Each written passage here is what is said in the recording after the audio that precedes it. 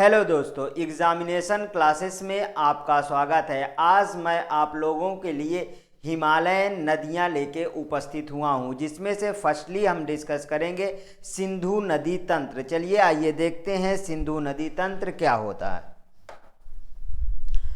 देखिए, इसके previous class हमने डायग्राम बना बना के सारे वीडियो में डिस्कस करे थे। उसी तरीके आज भी हम डायग्रामेटिकली जो है सिंधु नदी तंत्र डिस्कस करते हैं, जिसमें मैं फिर अपने ओन लैंग्वेज में उसी तरीके अलग से बताऊंगा इसको पढ़ाने के बाद। चलिए आइए देखते हैं। देखिए, पहले सिंधु नदी तंत्र। सिंधु नदी तंत्र ये सब क्या है? ये हिमालयन नदियां हैं। देखिए, मैंने इसके पहले प्रीवियस वीडियो में बता चुका हूं कि एक गोंडवाना लैंड था जो अफ्रीका से टूट के आया था, ठीक है, और वो उत्तर पूर्व दिशा में प्रवाहित हो रहा था, ठीक है, और बीच में क्या है कि टेथिस सागर था, ठीक है, जिससे हिमालय का उत्थान हुआ है। तो हिमालय के उत्थान से पहले इसमें से 3 नदियां जो थीं वो हिमालय से उत्थान से पहले भी बहती थीं। दोस्तों, यही हकीकत है कि हिमालय के उत्थान से पहले भी 3 नदियां बहती थीं। वो कौन कौन सी हैं? वो हैं सिंधु, सतलज एंड ब्रह्मपुत्र। चलिए आइए देखते हैं इनके बारे में। देखिए, सबसे पहले देखिए सिंधु। मैंने एक कॉन्सेप्ट बताया था, तो सिंधु जो है ट्रांस हिमालय में जे के यल मतलब कि जास्कल और लद्दाख श्रेणी, जास्कल और लद्दाख श्रेणी के बीच से होके सिंधु गुजरती है, जो गार्ज बनाती है। जो क्या बनाती है? गार्ज बनाती है। हाँ, देखिए, हिमालय से पहले ये तीनों नदियां थीं, तो मीन्स जैसे जैसे हिमालय बढ़ता गया ये नदियां हिमालय को काटती गईं। ये अपना स्थान चेंज नहीं की हैं। ये जिस स्थान पे बहती थी आज भी उसी स्थान पे बहती हैं, और ये टेथिस सागर में जाके गिरती थी। इतना समझ में आया? तो मैंने अभी अभी बताया कि सिंधु नदी जो है जास्कल और लद्दाख श्रेणियों के बीच से बहती है, ठीक है, और सिंधु नदी निकलती कहाँ है? सिनकाबाब नामक झरने से निकलती है, ठीक है। अब देखिए, वहीं पर देखिए झेलम नदी सिंधु नदी के दक्षिण में झेलम नदी है। झेलम नदी जो है चेनाब नदी की सहायक नदी है, और झेलम नदी ही एक ऐसी नदी है जो इंडिया और पाकिस्तान के बॉर्डर पे बहती है। उसके दक्षिण में चेनाब नदी है, और उसके दक्षिण में रावी नदी है, उसके दक्षिण में ब्यास नदी है जो सतलज नदी की सहायक नदी है। ये 5 नदियों से मिलके दोस्तों पंजाब बना हुआ है।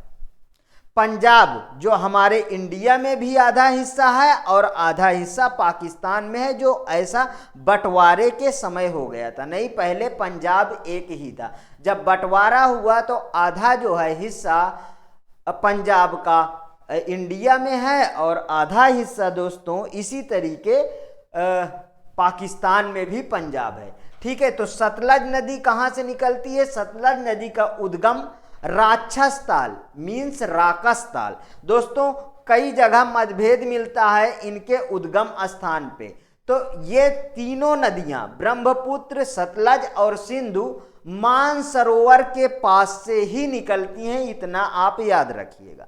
वहीं पे ब्रह्मपुत्र नदी का उद्गम मैं बोल देता हूं, तो मानसरोवर के पास चेमा युंगडुंग ग्लेशियर से होता है। कहीं कहीं पे बताया गया है कि चेमा युंगडुंग ग्लेशियर से सिंधु नदी निकलती है दोस्तों। तो ये मतभेद हैं, इनके बारे में पूर्ण कन्फर्म मैंने इस तरीके दे दिया है, आप इसको नोट कर लीजिए। चेमा युंगडुंग ग्लेशियर जो है वह मानसरोवर के पास, जिससे ब्रह्मपुत्र नदी निकलती है। वहीं पे आगे देखिए गंगा तंत्र है, जो उत्तराखंड में गंगोत्री से गंगा नदी निकलती है और गंगा तंत्र का एक निर्माण करती हैं, जिसमें बहुत सहायक नदियां होती हैं और उसकी मुख्य नदी गंगा है। यहाँ पे सिंधु सिंधु नदी तंत्र में बहुत सारी नदियां जो हैं सिंधु नदी में मिलती हैं। उसकी मुख्य नदी क्या है? सिंधु नदी है। इतना समझ में आया। अब हम आगे बढ़ते हैं। इसी को डिटेल में मैंने अपने ओन लैंग्वेज में लिखा है, आप उसको देखिए। चलिए आइए देखते हैं।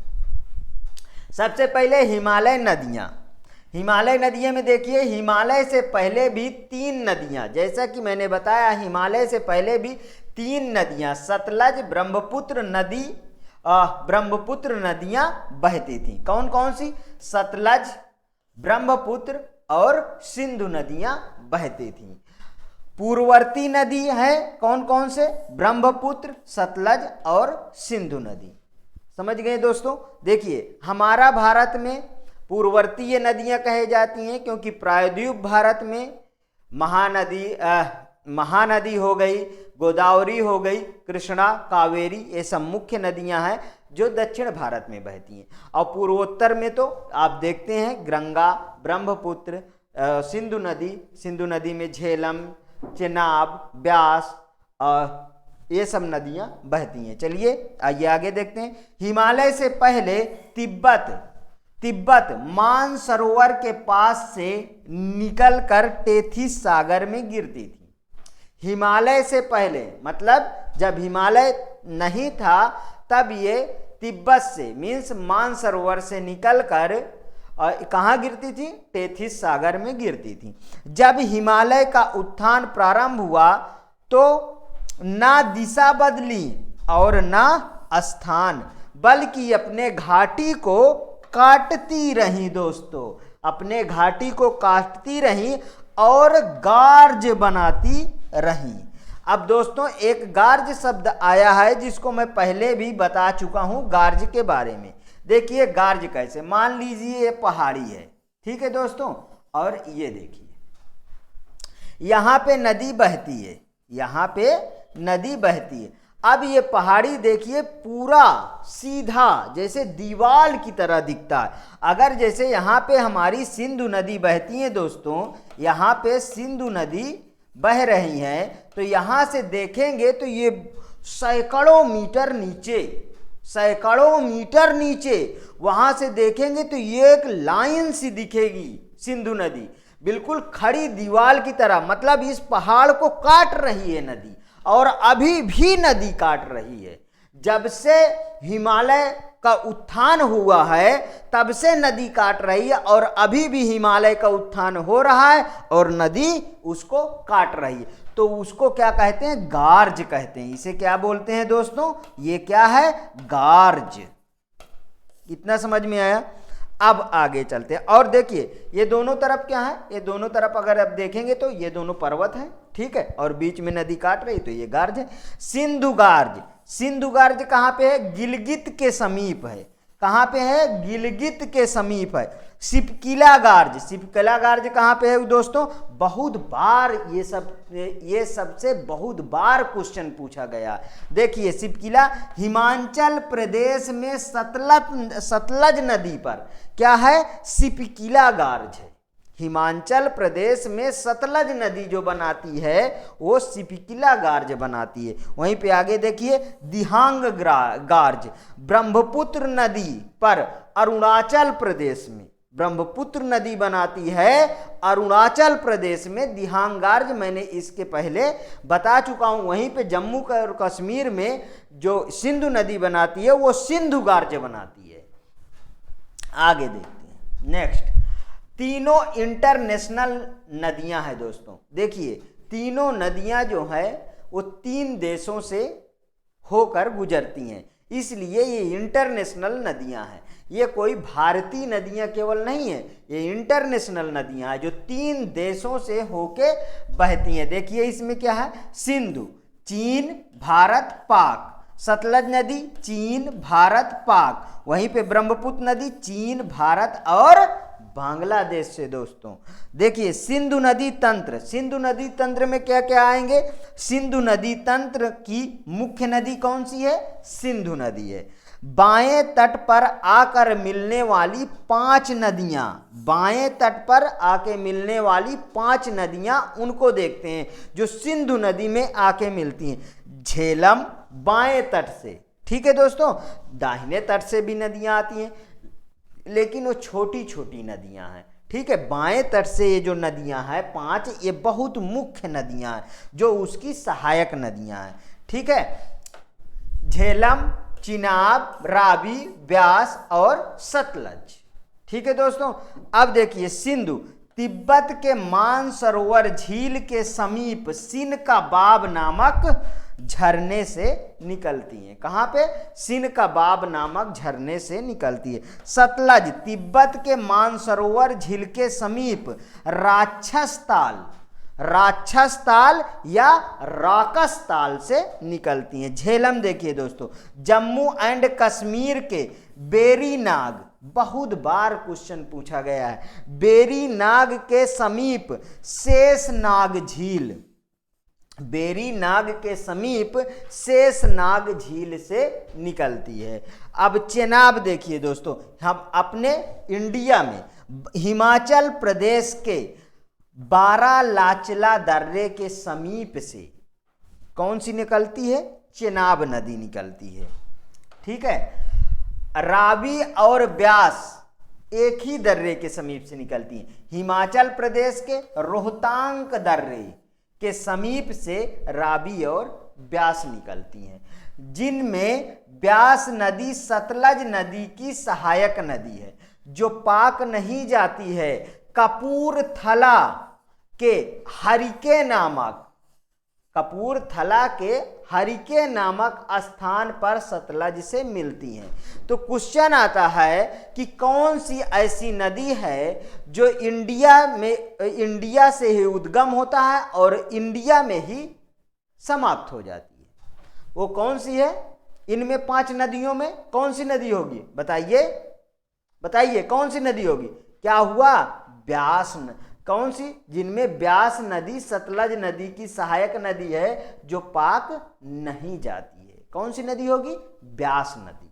अब देखिए, भारत की 6 सबसे लंबी नदी इस प्रकार से हैं, वो कौन कौन सी?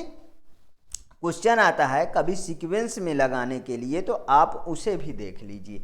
ब्रह्मपुत्र नदी 2900 किलोमीटर लंबाई, सिंधु नदी 2880 किलोमीटर, मतलब सेकंड हाईएस्ट। थर्ड में 2525 किलोमीटर गंगा नदी। फोर्थ नंबर पे सतलज 1500 किलोमीटर। अच्छा देखिए, जितनी भी लंबी नदियां हैं वो पूर्वोत्तर नदियां ही हैं, ध्यान रखिएगा। यहां पे देखिए गोदावरी 1465 किलोमीटर, जो दक्षिण की सबसे लंबी नदी है। ठीक है दोस्तों, यमुना नदी जो गंगा की सहायक नदी है 1385 किलोमीटर लंबाई है। सीक्वेंस में यदि लगाने को आए तो आप इस तरीके से लगाएंगे। सिंधु नदी जम्मू एंड कश्मीर में लद्दाख एंड जास्कल श्रेणियों के बीच से बहती है। ठीक है दोस्तों, बहती है। गिरगिट के समीप गहरे गार्ज, जिसको क्या बोलते का निर्माण करती, इसे बोलते हैं सिंधु गार्ज। क्या बोलते हैं? सिंधु गार्ज। झेलम नदी जम्मू कश्मीर के शेषनाग से निकलती है। झेलम नदी जम्मू कश्मीर के शेषनाग से निकलती है। सीमा के साथ साथ कुछ दूरी तक बूलर झील के समीप तक बहती हैं। अब देखिए, क्वेश्चन आया, कौन सी ऐसी नदी है जो इंडिया और पाकिस्तान के बॉर्डर पे बहती है? कौन सी नदी है? झेलम नदी। देखिए फिर क्या करती है झेलम नदी? ऐसे सर्पिलाकार बहती है, मतलब कि विसरण करने लगती है। ठीक है, जम्मू कश्मीर में ढाल कम होने के कारण, मीन्स समतली भूमि होने के कारण, अनंतनाग से बारामूला तक नौका गम्य है, मतलब कि इसमें नाव खेई जा सकती है, नाव चलाई जा सकती है। चेनाब नदी हिमाचल प्रदेश बारालाचला दर्रा के समीप से निकलती है। रावी और ब्यास नदी हिमाचल प्रदेश के रोहतांग दर्रे से दोनों नदियां निकलती हैं। ठीक है दोस्तों, दोनों नदियों का उद्गम होता है, दोनों नदियों का उद्गम होता है। ठीक है दोस्तों, सतलज नदी, सतलज को आइए देखते हैं। तिब्बत के राक्षस ताल या राकस ताल से निकलती हैं, निकलकर और हिमाचल प्रदेश से सिपिकिला दर्रे के समीप से प्रवेश करती हैं। सिपिकिला गार्ज बनाती हैं। क्या बनाती है? सिपिकिला गार्ज बनाती है सतलज नदी। सतलज नदी सिपिकिला गार्ज का निर्माण करती है। और ये दो राज्य कौन कौन से? हिमाचल प्रदेश और पंजाब इसमें सम्मिलित हैं। आइए, 4 नदियों का जल लेकर पाक के मिठान ये कोट है दोस्तों, मिठान कोट में सिंधु के बाएं तरफ से मिल जाती है। समझ में आया? 4 नदियों का जल लेके बाएं तरफ से मिठान कोट पे सिंधु नदी से मिल जाती है। 5 नदियों के अलावा कुछ अन्य नदियां सिंधु नदी के बाएं तरफ से मिलती हैं। उनमें देखिए, जैसे जम्मू कश्मीर में जारकर है, शांग है, सिगार है और गिलगिट है। इन नदियों का मैंने डिटेल नहीं दिया है, ये डायरेक्ट क्वेश्चन में पूछी जाती है। ठीक है दोस्तों, आगे देखते हैं। बाएं तरफ से श्योक, काबुल, गुर्रम और गोयल मिलती हैं। सॉरी, दाएं तरफ से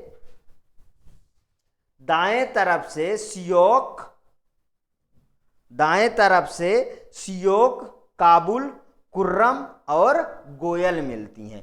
ये बाएं तरफ से थी, ये दाएं तरफ से मिलती हैं।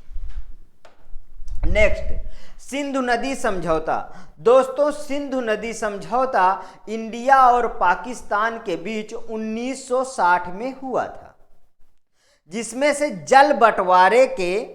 जल बंटवारे को लेके ये समझौता आया, जिसमें से हमारी 6 नदियां हैं। 6 नदियों में से देखिए 3 नदियां मुख्य, 6 नदियों में से ऊपर की 3 नदियां, मतलब कि पूर्व साइड की 3 नदियां का जल 20% इंडिया यूज करेगा और 80% जो है पाकिस्तान यूज करेगा।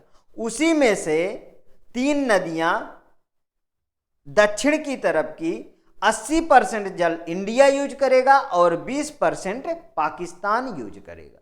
इन नदियों के बंटवारे से आज तक ये जल का बंटवारा एक जो है, क्या कहते हैं, आज तक इस जल में कभी भी निर्णय नहीं हो पाया है। जब देखो तब ही इस जल के बारे में कुछ ना कुछ पेपर में छपता रहता है कि जल इसने ज़्यादा यूज किया, जल उसने ज़्यादा यूज किया। चलिए आइए थोड़ा देख लेते हैं। 1960 में सिंधु नदी जल समझौता हुआ। सिंधु नदी तंत्र की 6 नदियां, पश्चिम की 3 नदियां सिंधु, झेलम, चेनाब का 20% भारत यूज करेगा, 80% पाकिस्तान यूज करेगा, तथा पूर्व की 3 नदियां रावी, ब्यास, सतलज का 80% भारत यूज करेगा, 20% पाकिस्तान यूज करेगा।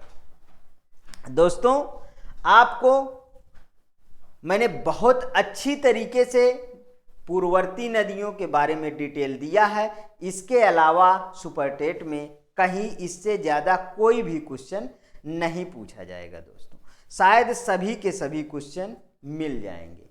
अगर मेरा ये पढ़ाया हुआ कंटेंट आपको अच्छा लग रहा है तो प्लीज़ लाइक करिए, सब्सक्राइब करिए और ज़्यादा से ज़्यादा अपने दोस्तों में शेयर करिए। हाँ, इसका हूबहू PDF मेरे टेलीग्राम चैनल से आप प्राप्त कर सकते हैं। इसका नेक्स्ट पार्ट मैं जल्द से जल्द लेके उपस्थित होऊंगा, जिसमें से गंगा तंत्र के बारे में डिस्कस करूंगा, फिर ब्रह्मपुत्र तंत्र के बारे में डिस्कस करूंगा, उसके बाद प्रायद्वीपीय भारत की नदियों में चलेंगे। ओके दोस्तों, थैंक यू।